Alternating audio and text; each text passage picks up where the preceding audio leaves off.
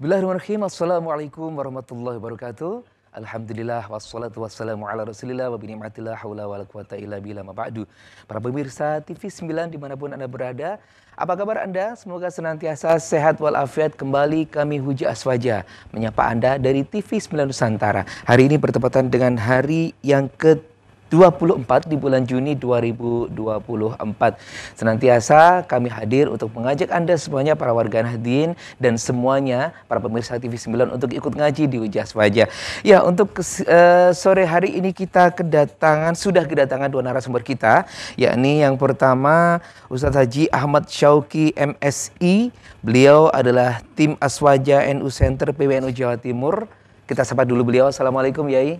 Waalaikumsalam warahmatullahi Masya wabarakatuh, Allah. Mas Adi. Salah satu tokoh mudanya Jawa Timur yang sekarang ini lagi digandrungi oleh banyak pemuda. Masya Allah.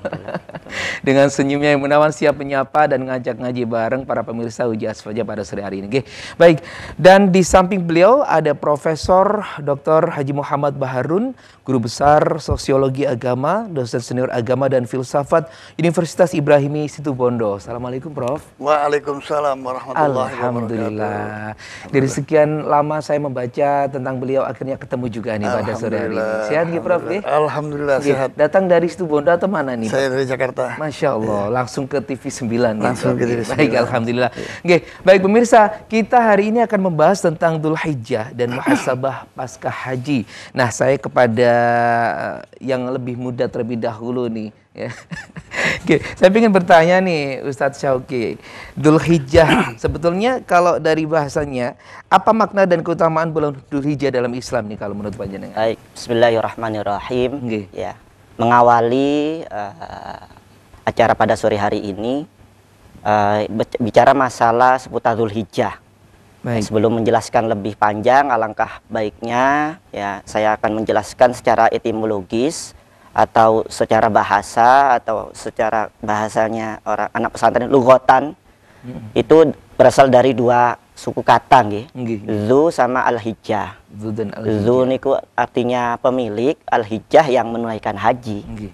Maka pantaslah di bulan Dzulhijjah ini di dalamnya ada syariat ya, ibadah yang sangat istimewa, yaitu ibadah haji. Nah, bicara masalah Dzulhijjah juga, profil dari Dzulhijjah ini adalah bulan terakhir dalam penanggalan kalender Islam. Baik. Ya, kalau Masehi itu Desember, kalau Dzulhijjah ya kalau tahun baru Hijriyah, kalau kalender Islam Hijriyah itu adalah Dzulhijjah. Maka Dzulhijjah ini juga masuk ke dalam yang difirmankan Allah Asyhurun Hurum itu. 4 bulan yang mulia. 4 bulan yang mulia. Ya, salah satu 4 bulan yang mulia yaitu Dzulqa'dah, Dzulhijjah, Muharram dan Rajab.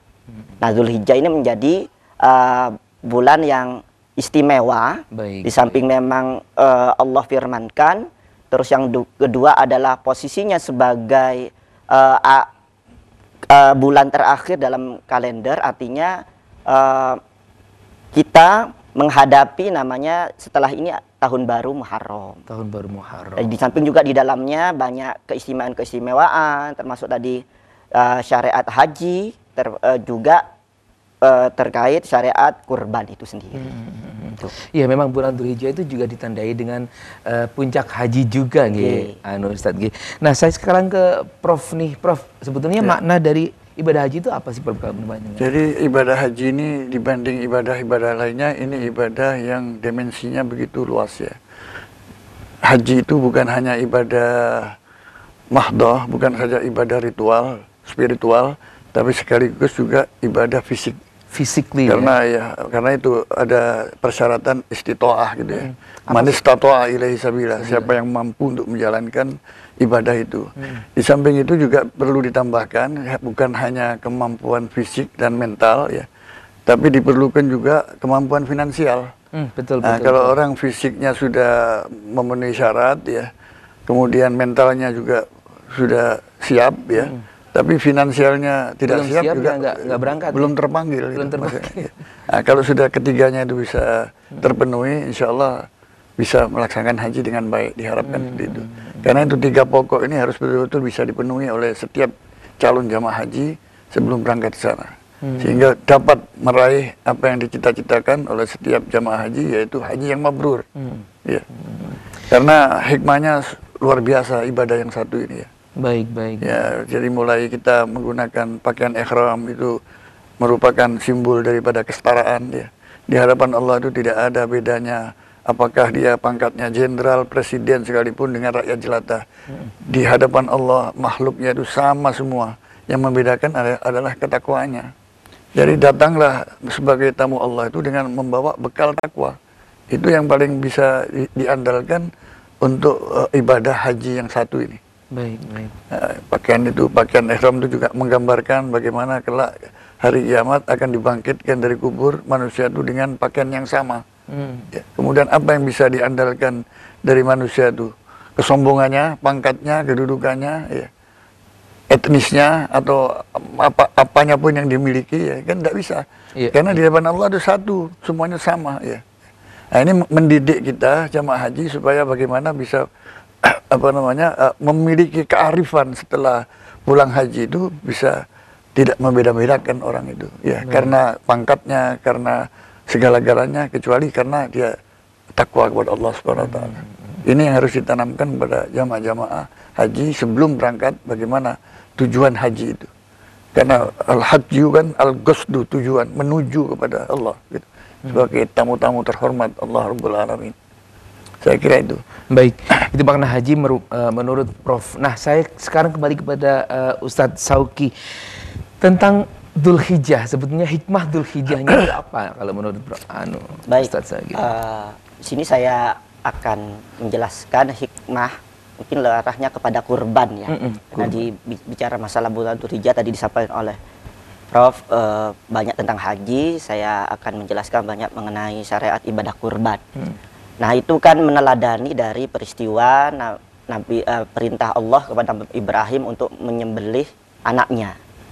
Sejatinya kalau kita memikirkan secara awam, loh, kenapa Allah mensyariatkan membunuh putra kesayangannya yang lama-lama ditunggu kok malah disuruh nyembelih, artinya disuruh membunuh. Nah, ini perlu diluruskan bahwa penyembelihan di situ bukan dimaknai membunuh putranya, tapi membunuh rasa kepemilikan terhadap titipan Allah yang berupa putra itu sendiri. Baik.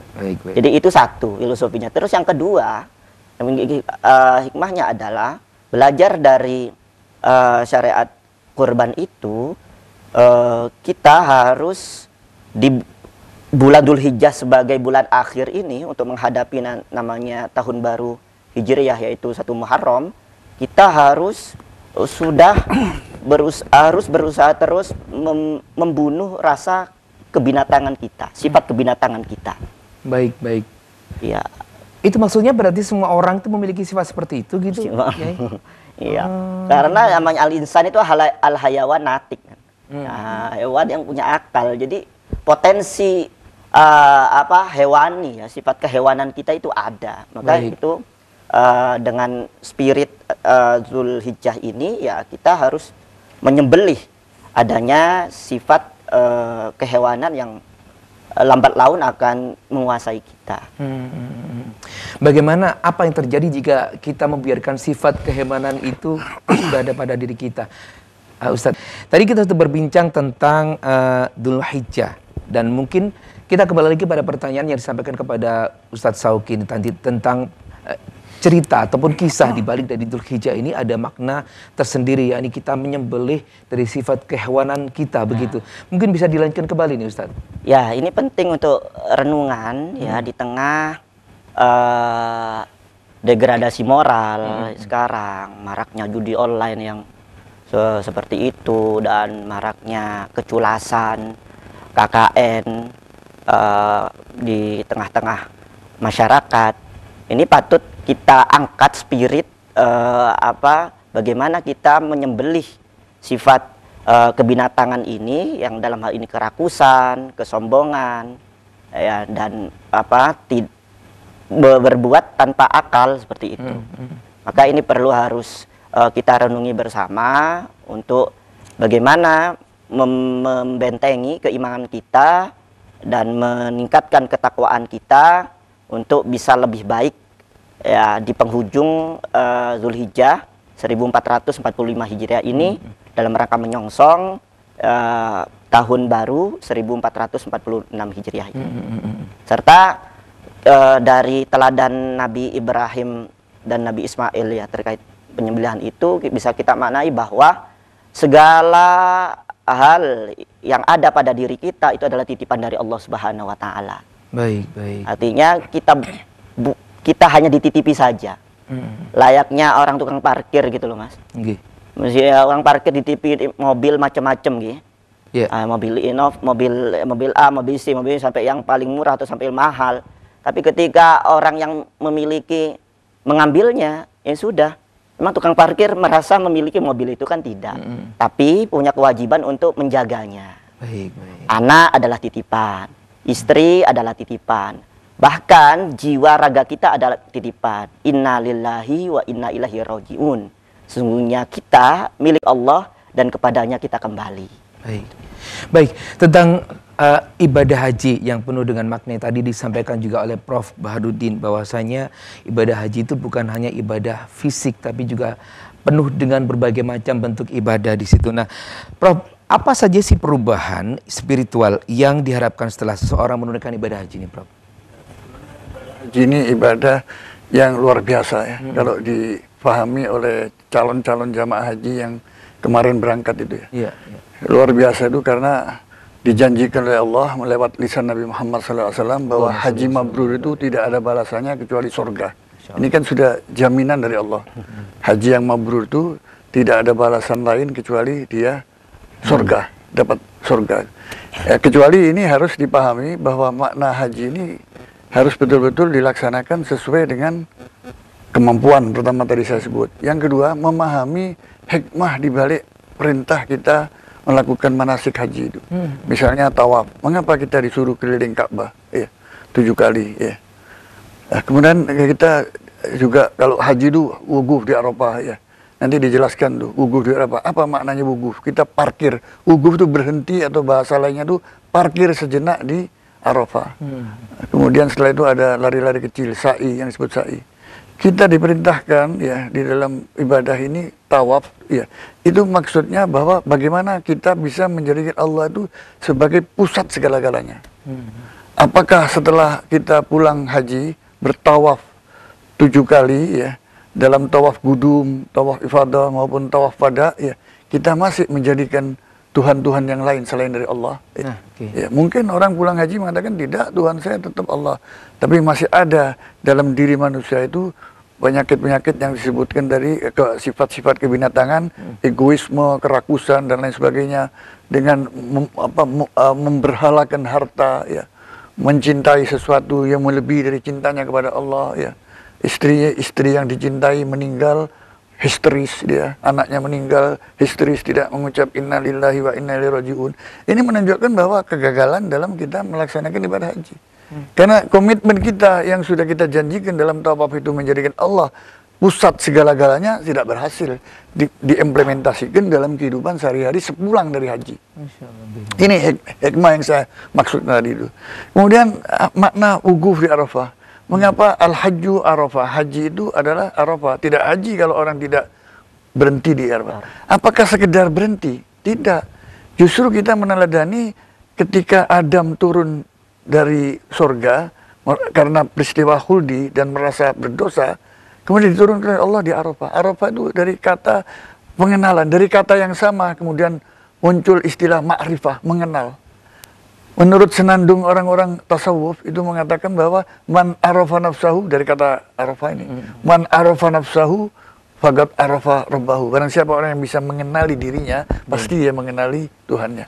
Jadi kita di Arafah itu merefleksikan diri untuk mengenali diri kita ini siapa sih di hadapan Allah itu. Siapa kita ini ya? Merenung, bertobat. Justru Kongres Umat Islam Sedunia tahunan ini tempat pertobatan orang yang melakukan jamaah haji kita, yang melakukan manasik di sana itu. Itu pertobatan total sebenarnya. Sebagaimana Adam ketika berdosa bertobat kepada Allah dengan ucapan doanya yang sangat populer diabadikan dalam Al-Quran, Rabbana dhalamna anfusana wa illam taghfir lana wa tarhamna lanakunanna minal khasirin. Maka diampunilah Adam dari dosa-dosanya itu. Ya kita jangan bengong kalau di Arafah itu total kita. Sepanjang hari itu kita harus total berdoa ya. Baik. Sehingga pulang kampung kita sudah punya bekal ya, bahwa Allah itu Maha Pengampun, sudah mengampuni dosa-dosa kita. Ini hasil dari refleksinya selama di Arafah itu. Begitu ya. Nah, itu adalah perubahan spiritual yang diharapkan seperti itu ya, Bro. Sepulang haji harus ada perubahan. Harus berubah. Ya. Baik. Innallaha la yughayyiru ma biqaumin hatta yughayyiru ma bi anfusihim. Tuhan tidak akan mengubah nasib satu kaum ya, kecuali individu-individu yang sedang naik haji ini ya, pulang dari haji itu berubah apa enggak? Berubah mentalitasnya, berubah spiritualitasnya, berubah hablun minan nasnya. Dari tadi yang tidak simpatik kemudian menjadi orang yang simpatik. Itu antara lain seperti itu. Kalau kita jabarkan. Baik, Prof, kalau begitu bagaimana sih cara menjaga semangat dan kebersihan hati yang didapatkan selama haji setelah kembali di kehidupan kita sehari-hari ini, Prof? Bagaimana tadi? Bagaimana cara kita menjaga semangat dan kebersihan hati yang didapatkan selama haji dan ketika kita kembali kepada kehidupan kita sehari-hari di Indonesia? Ya itu tadi yang dimaksudkan perubahan. Kalau biasanya kita jarang sedekah, pulang haji sedekah, itu tanda-tandanya. Sebetulnya Mas ya, kita tuh bisa mengukur diri sendiri apakah haji yang kita laksanakan kemarin-kemarin itu ya, itu haji yang mabrur atau tidak. Itu nggak perlu tanya orang. Apakah terjadi perubahan sebelum dan sesudah haji? Pulang haji orang ini kok tambah baik ya, hablun minallahnya tambah bagus ya, harmonis ya. Kemudian hablun minan nasnya, hubungan secara horizontal sosial semakin harmonis, semakin baik. Ya itulah haji yang mabrur, sudah terasa. Itu indikatornya ya, Prof? Indikatornya gitu. Nggak usah tanya, haji saya ini mabrur atau tidak. Tanyalah kepada dirimu sendiri. Jangan tanya kepada rumput yang bergoyang. Kalau kita tanya pada rumput yang bergoyang, nanti nggak terjawab. Nyanyi sama Ebit GAD. Nah, itu maksud saya. Jadi bisa. Setiap orang bisa tuh. Syukuran penting, tapi jangan menjadikan syukuran itu bahwa setelah mengadakan syukuran sudah dengan sendirinya hajinya mabrur. Tidak. Itu tradisi yang baik syukuran itu. Tapi bagaimana tradisi syukuran jalan, tapi perubahan terhadap dirinya itu juga berubah total. Tidak sama sebelum dan sesudah naik haji. Ini yang penting dari yang harus diingat oleh para jamaah haji. Nah, ini sudah ada banyak yang datang juga ya mungkin ya, belum ya? Sudah mulai ada. Sudah mulai banyak. Ya, haji khusus sudah berdatangan semua. Baik. Saya ke Ustadz Sauki kembali. Nah, ini bagaimana cara umat Islam yang tidak berhaji nih? Kan ada nih di bulan Dzulhijjah, ada juga yang berhaji, ada yang tidak. Nah, cara umat Islam yang tidak berhaji memanfaatkan bulan Dzulhijjah untuk meningkatkan itu seperti apa kalau menurut? Ya, tentunya banyak hal yang dilakukan ya selain ibadah haji, karena ibadah haji itu merupakan panggilan dari Allah. Nah, yang belum dipanggil mungkin sebabnya ya tadi yang disampaikan oleh Prof. Baharun, di samping memang haji ini kan ibadah jasadiyah, maliyah, yang juga adalah ibadah qalbiyah. Jasadnya atau badannya sehat, terus hartanya cukup bahkan berlebih, tapi kalau hatinya nggak ada kepingin, ya nggak dipanggil oleh Allah Subhanahu Wa Taala. Maka kepada para pemirsa yang menginginkan untuk bagaimana dipanggil Allah, ya minimal ya hati ini harus ada keinginan, karena al-hajju itu lughatan al-qasdu, karep, ono karep gitu loh.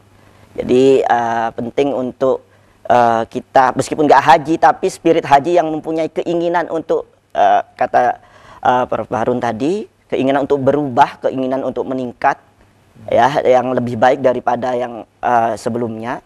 Karena sejatinya Allah tidak menuntut kita untuk sempurna dalam beribadah.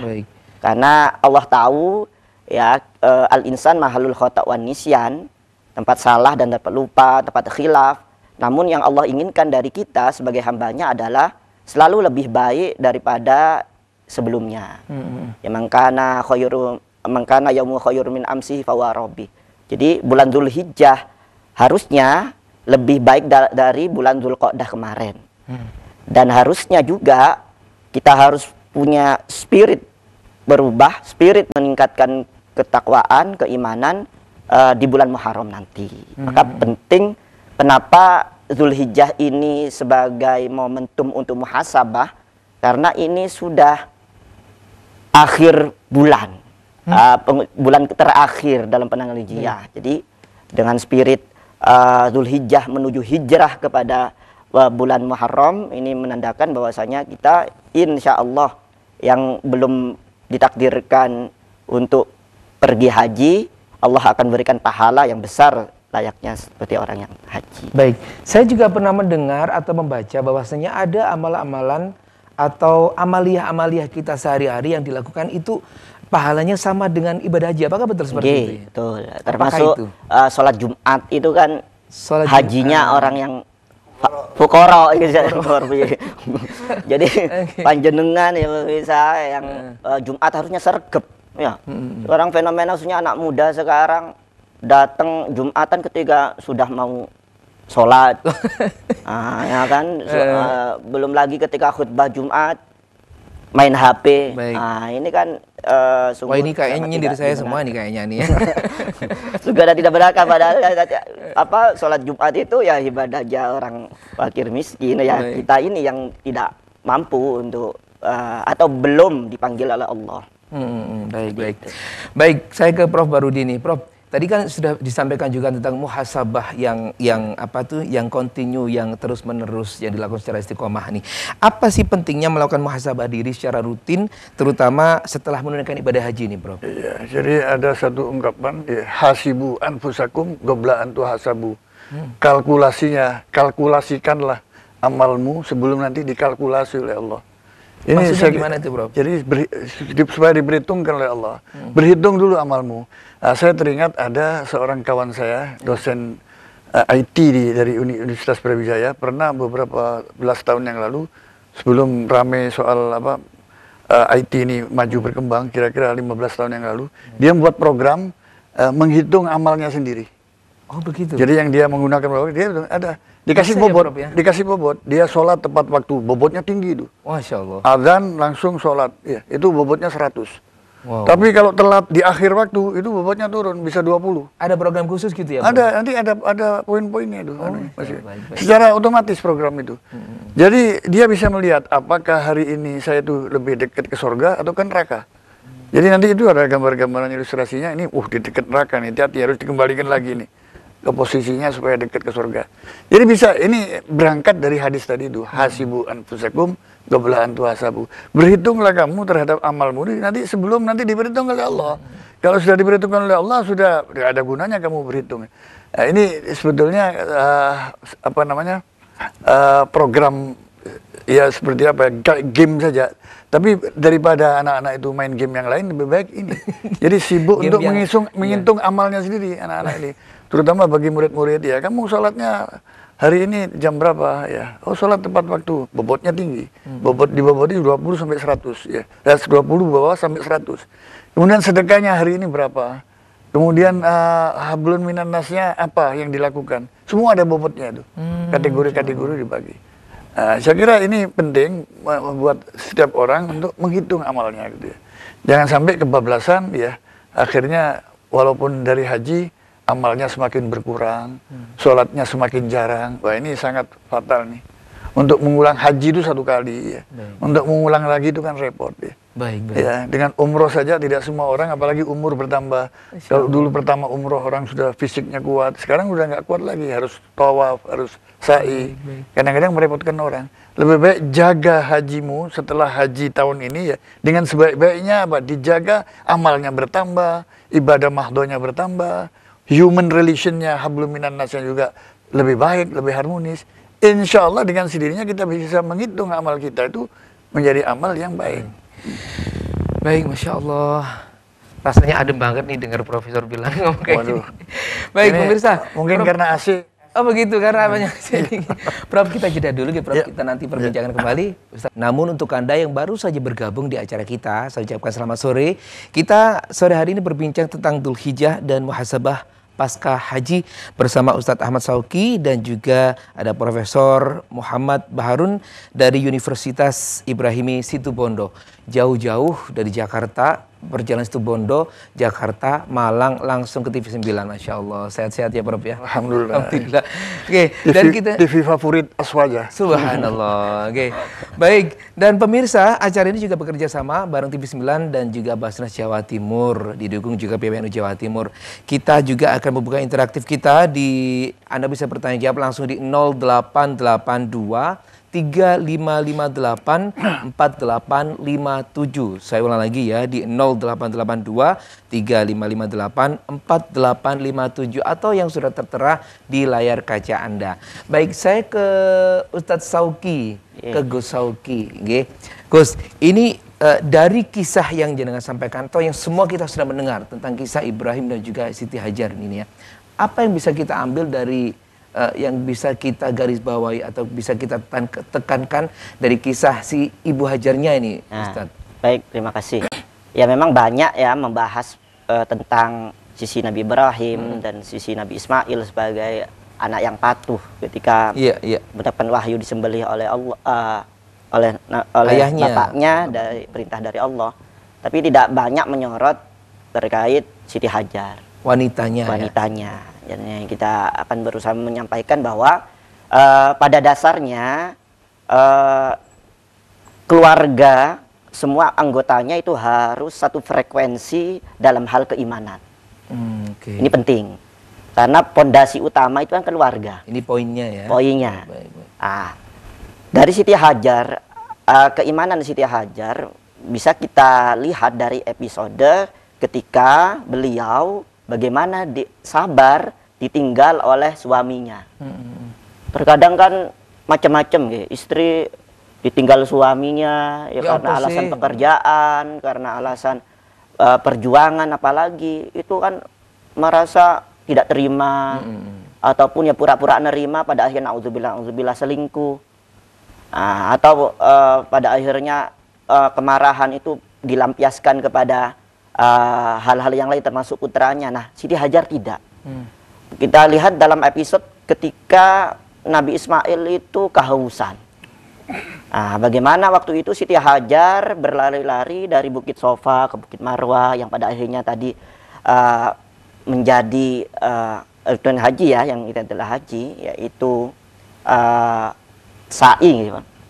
Dari Sofa ke Marwah.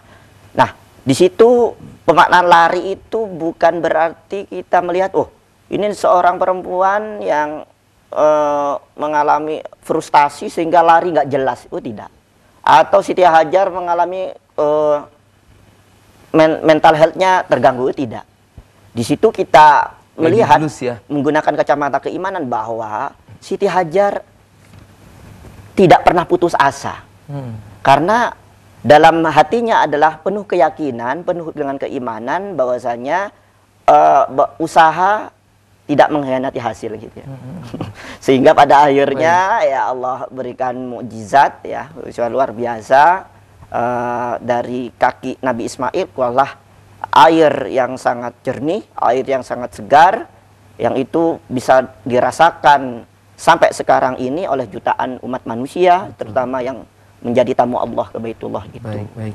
Itu artinya juga bisa kita pahami bahwasanya seorang wanita itu juga bisa kuat, bisa tangguh, yang bisa menghasilkan putra yang luar biasa. Betul. Berarti putra yang luar biasa itu juga ada peran seorang ibu di situ. Baik, saya ke Prof Barudin nih. Prof, kalau menurut panjenengan perbedaan haji yang dulu sama sekarang itu ada atau jauh atau dekat sih, Prof? Kalau dibandingkan dengan haji dahulu itu saya, misalnya tahun 1987. 87, Bro? Ya, kira-kira 30. Saya masih bentuk tumbuh-tumbuhan itu, Bro. Bentuk biji-bijian.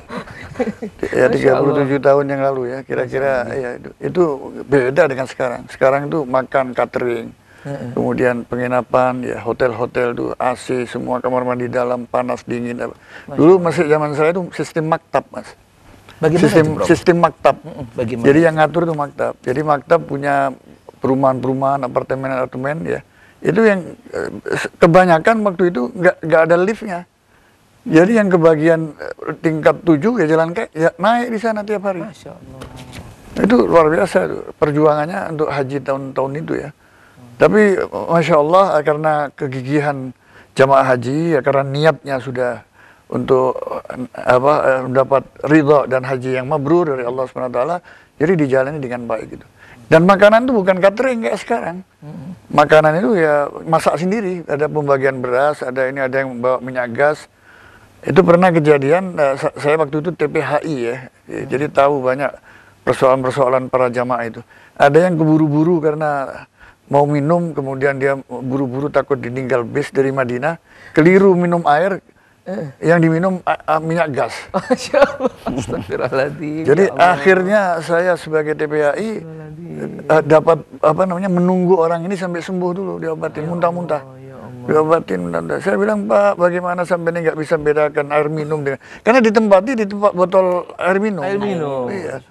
Kan lain antara air minum itu jernih, ini nggak jernih. Iya, saya buru-buru tadi. Buru-buru gitu ya. Ini kejadian-kejadian, saya kira alhamdulillah sekarang ini semakin lebih baik gitu dibanding tahun itu. Oh, kalau di zaman sebelum saya lagi malah lebih lebih ekstrim lagi ya, lebih Prof? ekstrim lagi peristiwanya, karena bukan naik pesawat, naik kapal laut berbulan-bulan. Berarti Prof ini sudah masuk di zamannya pesawat terbang ya, Prof ya? Pesawat terbang, 87 pesawat terbang. Pesawat terbang itu 70-an berapa gitu, pesawat terbang mulai. Saya kira 75-an sudah pesawat terbang itu. Baik. Pesawat terbang. Garuda waktu itu. Oke. Ya. Itu perbedaan dari dulu. Nah kalau ngapunten nih Prof, kualitas yang dihasilkan dari haji dan dari haji dulu sampai sekarang beda tuh sampai Semua tergantung yang menjalani. Apakah yang menjalani itu betul-betul niatnya, tujuannya al-qasdu ya. Al-hajju itu al-qasdu, menuju kepada Allah sebagai tamu-tamunya, duyufur rahman. Itu memang betul-betul untuk mengharapkan keridhaan dari Allah SWT atau tidak. Bukti untuk mengharapkan keridhaan dari Allah SWT itu menjalankan manasik haji itu dengan sebaik-baiknya. Sehingga pulang dapat meraih cita-cita haji mabrur itu. Haji mabrur. Iya, itu sangat tergantung pada orangnya. Bagaimanapun orang itu sudah didoktrin supaya begini begitu, kalau niatnya sudah tidak kencang ya percuma juga di sana. Baik. Jadi terpulang lagi kepada niatnya bagaimana di haji itu. Baik, Masya Allah. Kalau dilihat dari ya Prof ya, semakin semangat kita rasanya belum berangkat ke sana nih, semoga. Insya Allah kita doakan semua pemirsa yang dengar acara TV 9 ini, paling tidak umroh terlebih dahulu. Umroh itu kan haji kecil. Dimulai dari umroh, insya Allah dapat jatah keberangkatan kan, dari tahun ke tahun kan ada penambahan kuota. Insya Allah ada teman-teman saya itu yang tidak mengira-ngira, tahu-tahu dipanggil masuk 2025 haji. Masya Allah. Insya Allah semakin bertambah kuotanya, jamaah haji dari Indonesia akan semakin bertambah. Dan khususnya pemirsa TV 9, insya Allah paling tidak bisa umroh semuanya nanti. Amin. Itu tidak mustahil. Tancapkan niatnya dulu. Niatnya dulu insya Allah. Banyak orang yang tidak menyangka-nyangka, tahu-tahu kalau apabila sudah mendapatkan panggilan, ya pasti berangkat. Nggak ada yang bisa menghalangi itu. Amin, dan nggak ada halangan lagi. Amin ya Allah. Begitu saya kira, Mas. Amin. Semoga kita semuanya ada di studio ya, diberangkatkan bisa secepatnya. Pak Eris juga, kameramannya juga. Oh, yang di studio utama ini, karena banyak jasanya. Terutama hostnya ya, Prof ya. Ya, host dan semua. Produsernya, hostnya, kameramennya. Baik. Dan juga sama-sama ingin ibadah haji. Amin. Ibadah umroh. Betul. Siapa sih umat Islam yang nggak pengen ibadah haji? Baik, Prof, ngapunten, ini sudah ada beberapa pertanyaan yang sudah masuk lewat jalur line SMS atau chatting kita. Assalamualaikum Kiai, mohon bimbingannya. Apakah setelah ibadah haji, apakah harus menggunakan label haji kita? Nah, itu yang pertama. Terus bagaimana hukumnya jika kita tidak gunakan titel haji? Di daerah saya terkadang terlalu menghormati orang haji. Terima kasih dari hamba Allah di Lamongan. Terima kasih, nggih. Apakah Anda sering dipanggil Abah Haji atau bagaimana? Monggo, Ustaz Salki atau langsung Prof nih, monggo. Jadi begini ya, pemirsa yang terhormat ya, gelar haji itu budaya. Ya. Budaya itu boleh-boleh aja, nggak ada larangan kok. Sesuatu yang nggak ada larangan, boleh-boleh saja dilaksanakan. Asal itu untuk tujuan yang baik. Kalau sudah biasanya, kalau sudah orang berlabel haji ibadahnya bertambah, human relationnya, hubungan hablum minan nasnya juga semakin baik, semakin harmonis ya. Jangan sampai kita menggunakan gelar itu perilakunya semakin buruk. Suka maki-maki orang, ya perbuatan jelek dengan tetangga jelek. Ya untuk apa gelar itu? Ya disandang kalau memang menjadikan kita perilaku kita ini semakin buruk. Jadi nggak ada salahnya orang pakai haji itu. Sepanjang gelar itu bisa memagari perilaku kita, perilaku Islami yang akhlak ya, yang dibimbing oleh moralitas agama yang baik, tidak ada masalah. Itu budaya kita. Dan ingat ya, itu bukan hanya budaya Indonesia. Kalau Anda ke Maroko, itu disebut Al-Hajj. Dengan bangga orang-orang dari Maroko itu kalau sudah tunaikan haji ya, dia pakai gelar Al-Hajj, biasanya di belakang. Al-Hajj itu biasa. Jadi bukan hanya di Indonesia. Baik. Itu di negara-negara lain termasuk di Maroko. Maroko itu negara Arab. Di paling barat dari Afrika itu. Baik. Seperti itu ya. Semoga jawabannya sesuai dengan apa yang Anda harapkan. Dan memang nggak apa-apa juga ya Prof. Soalnya haji kan juga nunggunya lama, bayarnya juga mahal. Iya. Gitu. Ya, baik. Bukan hanya itu kebanggaan spiritual. Spiritual, ya. baik. Jadi nggak ada masalah. Gitu. Prof, nanti kita lanjut lagi. Saya tadi ngapunten Prof ya, nggak sadar juga saya sebut Baharudin, ya Allah, nggih ngapunten. Muhammad Baharun pemirsa, nggih. Kurang lebih sama lah. Kurang lebih. ini mahasiswanya Prof Baharun ini pasti lagi wah itu gimana sih hostnya aku nggak baca. Baik, Prof, tadi sudah dijelaskan juga tentang pertanyaan yang disampaikan ya dari para pemirsa yang ada di rumah tentang label haji tadi ya. Kalau menurut Prof itu adalah sebuah kebudayaan ya Prof, kultur ya. gitu. Kulturnya Indonesia biasanya seperti itu. Kalau menurut saya sih sah-sah saja ya, karena itu merupakan kebanggaan bagi kita. Tidak niat sombong juga begitu ya Prof ya. Baik Prof, ada lagi ini dari asalkan perbuatannya meningkat lebih baik gitu. Begitu, asalkan perbuatannya bisa meningkat jadi lebih baik dan menginspirasi yang lainnya. Begitu ya Prof ya. Baik, Prof, ini dari Mas Ganteng. Nah, dari akunnya Mas Ganteng, dimanapun engkau yang punya akun nama Mas Ganteng, pertanyaan Anda kepada Prof dan juga Gus Sauki, bagaimana saya bisa menghafal Al-Quran? Dari mana dulu ini? Mungkin dari Prof langsung? Boleh mungkin. Bisa, ya sebetulnya niatnya kencangkan dulu ya, baru belajar Al-Quran. Pertama dari niatnya, innamal a'malu binniyat. Sesungguhnya perbuatan itu diawali dengan niat. Niatnya menghafal itu Al-Quran itu apa? Ya. Kalau sudah niatnya kenceng, ya insya Allah jalannya lempeng. Niatnya kenceng, jalannya lempeng. Itu aja kuncinya itu. Artinya kalau Anda bertanya resepnya, nggak ada itu. Misalnya vitamin yang bisa disuntikkan untuk orang tiba-tiba bisa bergairah hafal Quran, nggak ada. Semua bermula dari niat. Niatnya kencangkan dulu, insya Allah jalannya lempeng. Saya kira itu. Apalagi tujuannya untuk menghafal Al-Quran. Itu tujuan yang sangat mulia. Dan yang sangat diharapkan ridhonya dari Allah. Insya Allah bisa. Ada kemampuan Anda untuk melakukan itu. Siapapun. Jangankan yang muda-muda, yang sudah tua juga banyak sekarang hafal Quran. Berumur juga tidak boleh putus asa, Ustaz, ada. Ya? Boleh ya Prof? Ada, boleh. Ada yang metode untuk orang-orang yang tua. Percepatan untuk menghafal Al-Quran. Asal niatnya dulu, bagaimana ya insya Allah semua. Tapi dengan catatan jangan Al-Quran itu dihafal. Ya mohon maaf ya, kalau burung beo itu kita latih untuk hafal ayat-ayat bisa hafal. Tapi burung beo kan tidak bisa mengamalkan isinya. Tapi kita sebagai umat Nabi Muhammad yang mukjizat terakhirnya itu ada Al-Quran. Kalau Al-Quran itu dihafal bagus, akan lebih bagus kalau poin-poin ayat-ayat dalam Al-Quran itu diamalkan dalam kehidupan sehari-hari. Itu. Seperti itu. Baik, Mas Ganteng sudah dijawab oleh Profesor Baharun ya tentang bagaimana kita menghafal Al-Quran. Saya ke Gus Sauki nih, ada pertanyaan. Bagaimana kalau kita sebagai umat Islam, Gus, yang belum bisa berhaji, apa yang bisa kita lakukan nih? Ya, ini tadi melaksanakan ibadah-ibadah yang sifatnya itu menambah keimanan kepada Allah Subhanahu wa taala. Ya, dikatakan juga dalam hadis bahwasanya sholat Jumat adalah mempunyai pahala yang sama terus haji bagi orang yang fakir, miskin atau tidak mampu dalam berhaji. Nah, terus yang kedua adalah ya kita meningkatkan ibadah agar supaya ibadah kita ini dikatakan sukses, yang nyambung kepada yang tadi itu. Bagaimana cara menghafal Quran? Menghafal Quran itu nggih.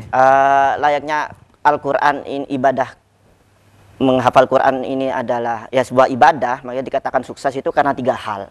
Yang Apa pertama itu? karena niatnya, tadi sudah disampaikan banyak, ya harus lillahi ta'ala, sederhananya seperti itu. Karena niat lillahi ta'ala itu adalah niat yang puncak.